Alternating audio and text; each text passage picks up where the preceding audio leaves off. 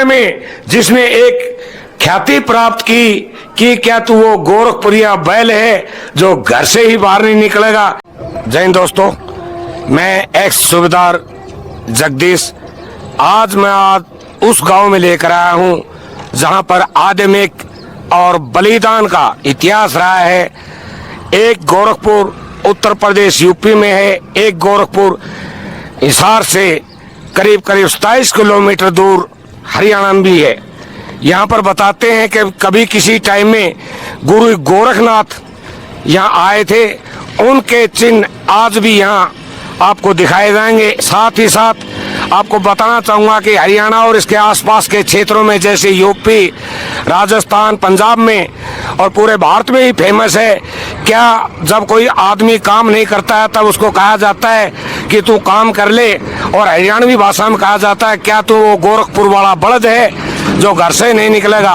उसका अपने आप में एक इतिहास रहा है कि उसने जन्म से लेकर आखिरी अपनी जिंदगी त्यागने तक घर से बाहर कभी पैर नहीं रखे।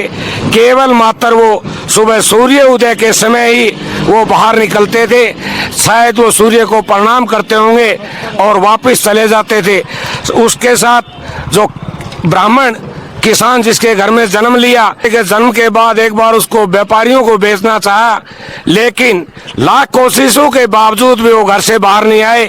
तब उस ब्राह्मण किसान ने ये फैसला लिया कि मैं अगर इसको राज लिखा है तो ये राज ही करेगा। न कभी उसने सर्दी का सामना किया, न कभी उसने बारिश का सामना किया, केवल मात्र उसी घर में रहा। केवल सुबह के टाइम एक बार बाहर आते थे। साथ ही साथ ये भी एक विचित्र घटना है कि उन्होंने कभी भी बैल ने सादा पानी नहीं पिया, अगर पानी पीना भी चाहा तो उसके अंदर दूध मिलाया जाता था।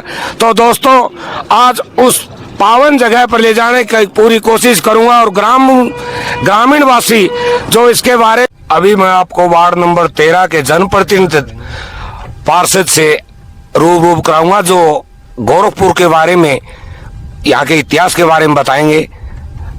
नमस्कार करो जी। नमस्कार जी, नमस्कार। आपके जो सब्सक्राइबर है, यूट्यूबर जितने भी आपके दर्शक साथी है, सभी को मेरी तरफ से आपको हाथ जोड़कर राम राम। ये जो आपके गांव का इतिहास है जो बाबा गोरखनाथ के नाम से और ये बैल के नाम से, इसके बारे में आपके पास क्या जानकारी है, कृपया आप बताएं। देखो जी, जो हमारे गांव के अंदर है ना, एक बड़द होया करता, तो उसने एक ब्राह्मण परिवार में जन्म लिया था।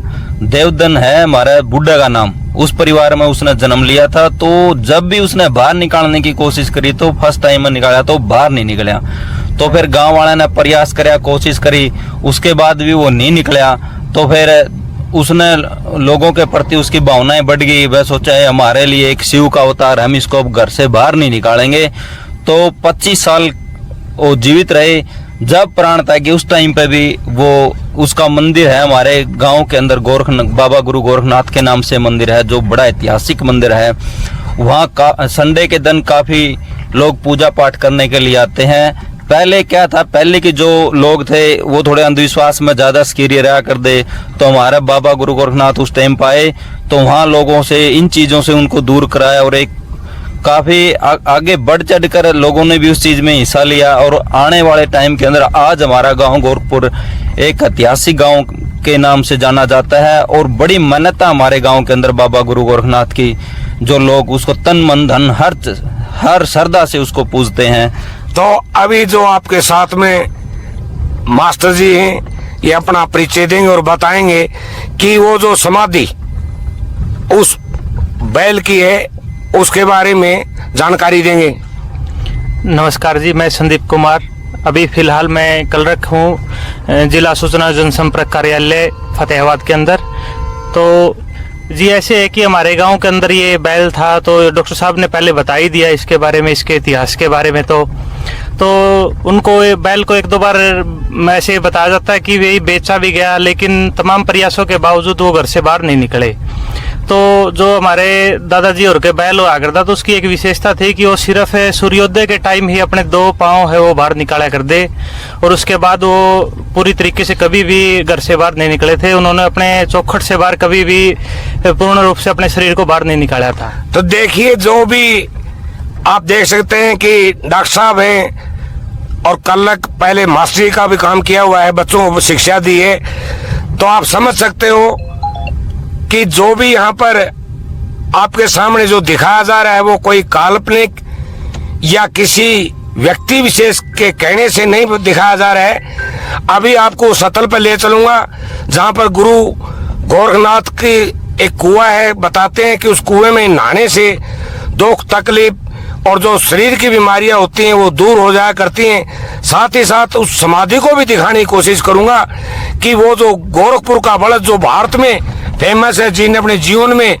कभी अपने शरीर पर पसीना नहीं आने दिया, कभी तकलीफ नहीं उठाई, उसकी भी समाधि आपको दिखाने की कोशिश करूंगा। दोस्तों, जो आपको मैंने बताया था कि गुरु गोरखनाथ का एक कुआं है यहाँ पर, अभी उसको आपको रूप कराएंगे कि उसकी क्या बनावट है और कितनी गहराई है। इसके बारे में जानकारी देंगे जो ग्रामीण हैं, वो बताएंगे।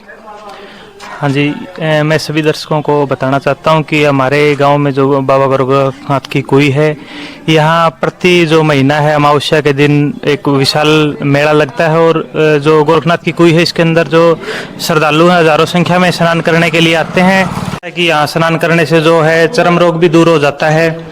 दोस्तों, अभी आपको उस कुएं के पास ले जाने की कोशिश करूंगा जो यहाँ फेमस है, जिसके बारे में मैंने आपको बताया था कि वो जो गुरु गोरखनाथ की कुई है, जहां वो कभी स्नान किया करते थे, ध्यान लगाने के लिए जो बैठते थे, इसी का वो शायद पानी भी पीते रहे होंगे।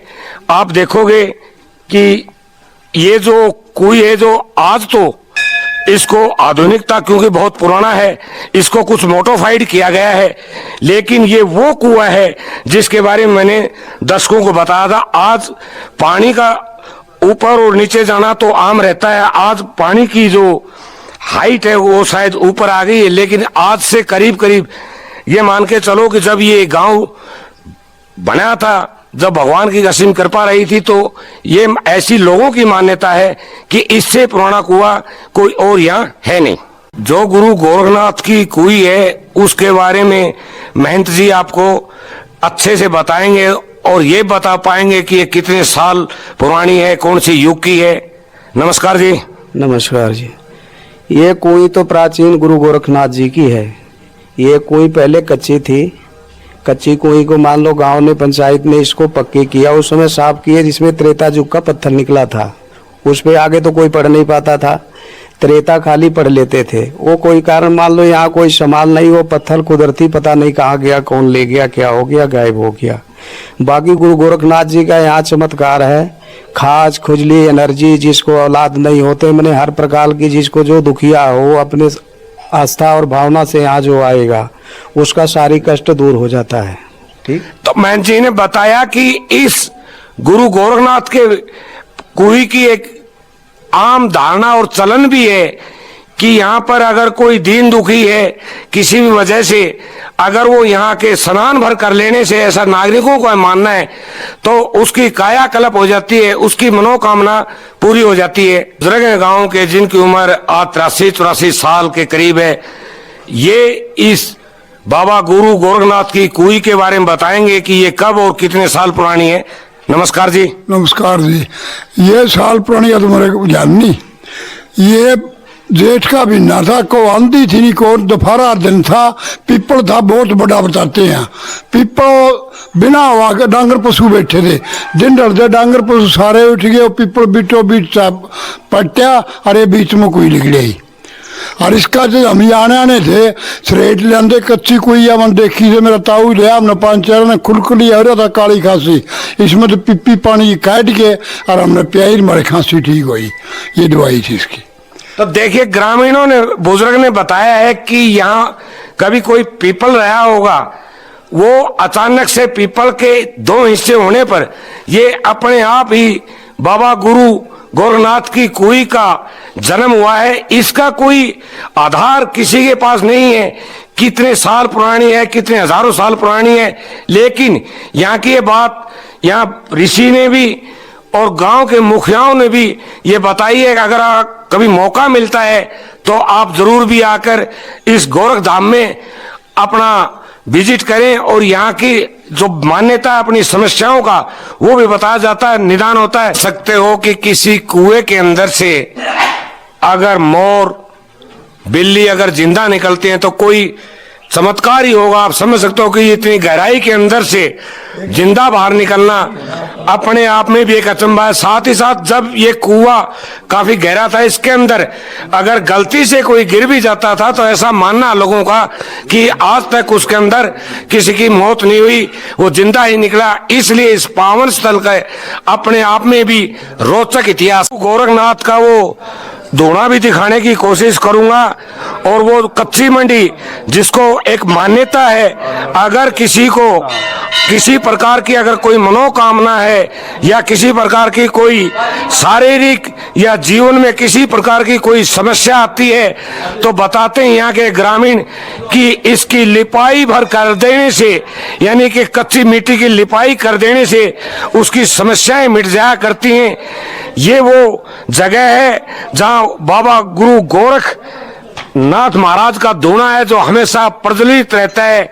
यहाँ पर कभी उन्होंने साधना करी थी, यहीं से उन्होंने इस गांव को आशीर्वाद दिया था जो विकट परिस्थितियों में भी आज इस पोजीशन में है कि ये धन्य है ये गांव जिसके अंदर एक ऐसा बछड़े ने जन्म लिया। धन्य है ये पवित्र भूमि जहाँ के बहादुर सैनिकों ने देश के लिए अपने सर्वे सर्वा न्यौछावर किया।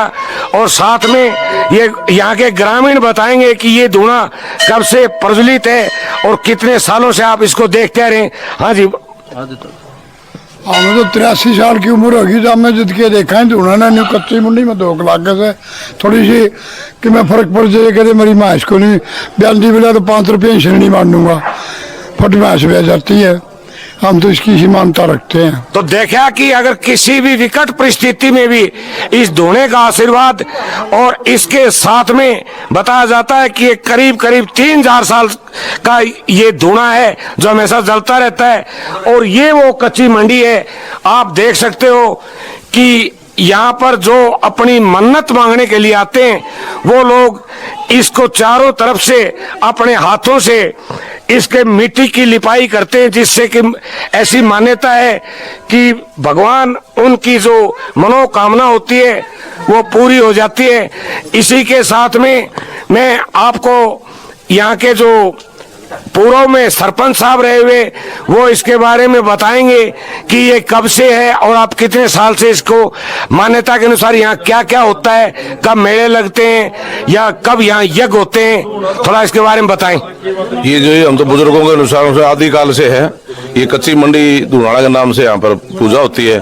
पहले यहाँ इसका जाड़ के पेड़ थे, अभी तो ये छप्पर लगा दिया और ये पूरी कच्ची है शुरू से ही।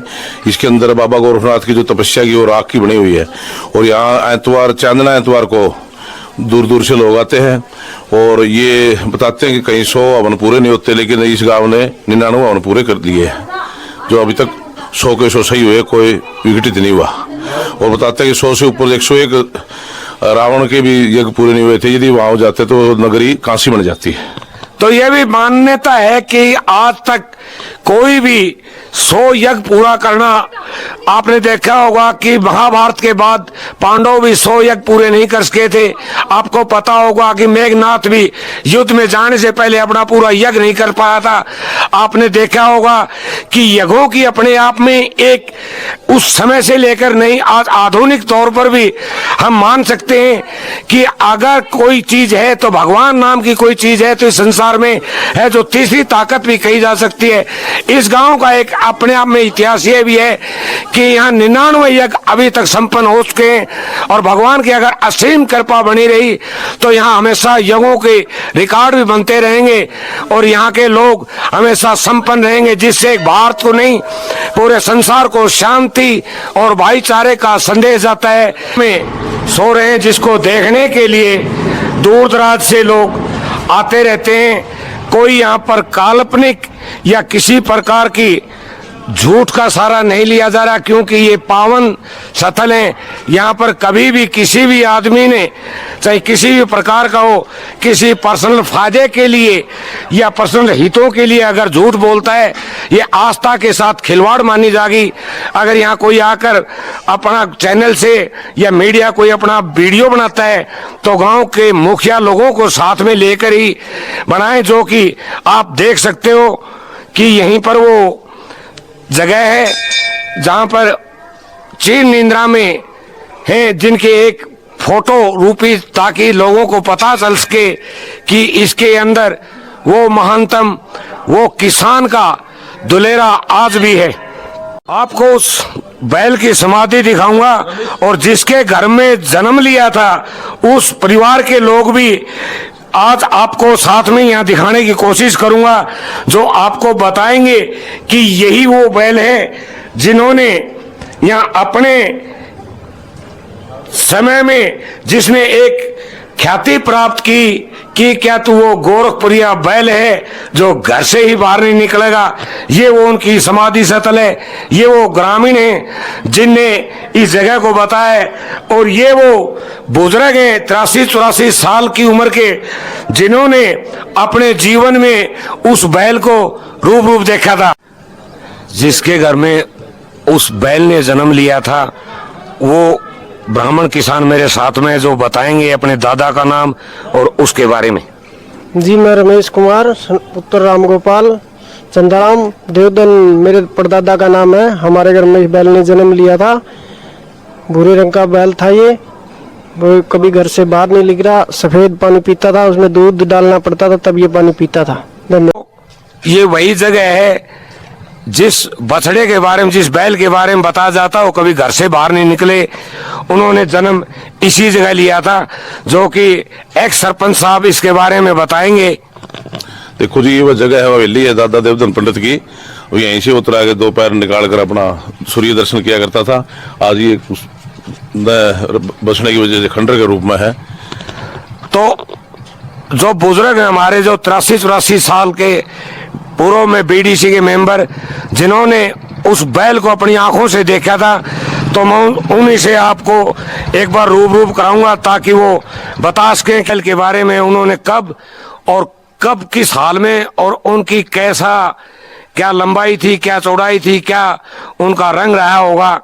उसका रंग था जी जैसा बाबा के कपड़े होते हैं भगमा, खूब ऊंचे सींग थे बहुत। आज तो खागड़ भी कोई उसकी इतनी देह थी, बहुत तकड़ा था वो बड़द, इतना तकड़ा बल था। ये तो खागड़ भी नहीं नजर में नहीं आते।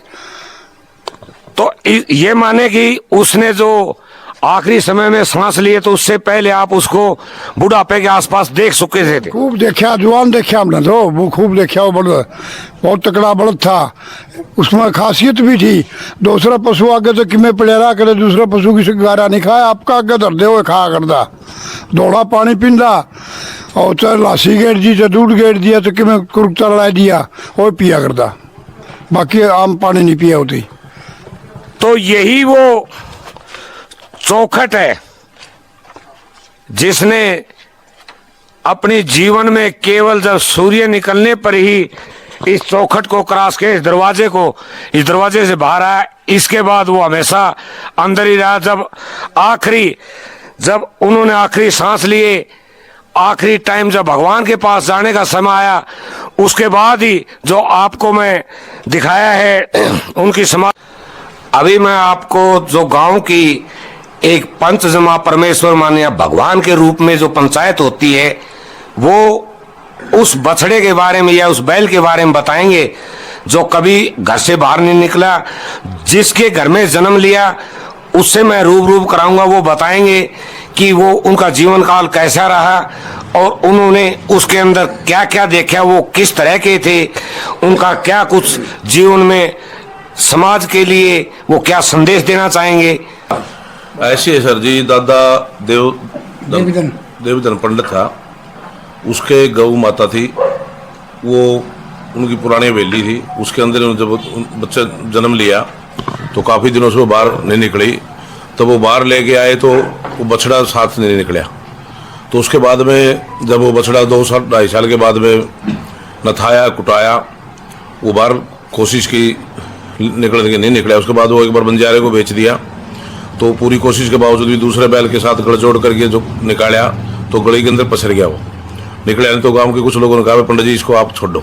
उन्होंने उसकी नाथ सरौंदी काट के वापस उसको छोड़ दिया। वो ता जन्म वो एली के अंदर आया। जब सूर्य निकलता था तब वो 2 पाँव ही बाहर देड़ी से निकालता था और दर्शन करके वापस सारे दिन। अभी आपको बताएंगे कि जिसने बुजुर्ग ने उस बैल को देखा है वो बताएंगे कि उनकी कद काठी क्या थी, उनका रंग क्या था। हाँ जी, उसका रंग था पीला, जैसे जोगी के कपड़े होते हैं, भगमा भगमा रंग था। खूब पूरी देरी ठूखी, सींग थे इतने मोटे, हाथ हाथ 1.5 हाथ के, बहुत तकड़ा काकड़ी इतनी दे थी उसकी, इतना ऊंचा था वो।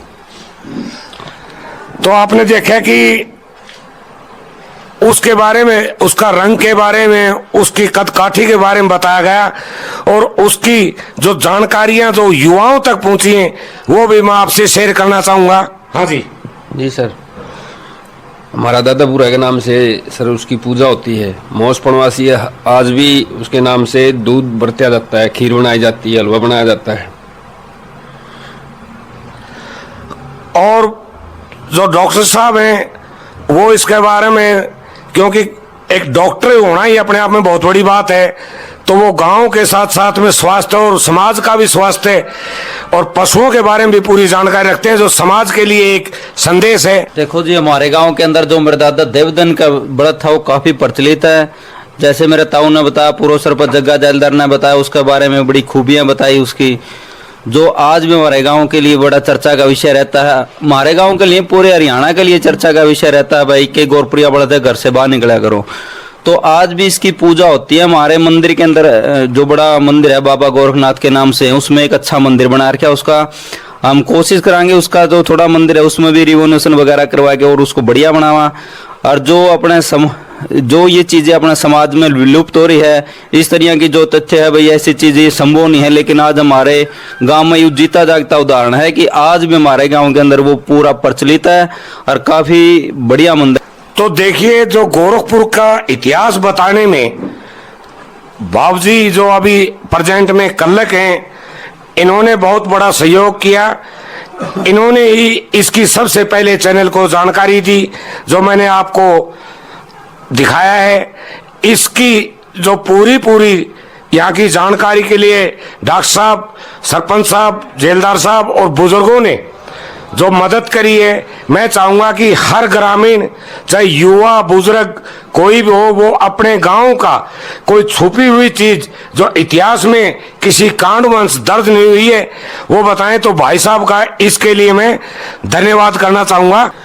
जो भी दर्शक इस चैनल को देख रहे हो, तो आपको लोगों से ही पता चल रहा है कि लोकराज 03 नाम से चैनल है। अगर आपके पास कोई भी जानकारी है तो मेरे पास इस चैनल पर कमेंट्स करें, अपना एड्रेस डालें, और जो भी अगर आपको ये जानकारी अच्छी लगी हो तो इसको शेयर करें और चैनल को सब्सक्राइब करें। जय हिंद।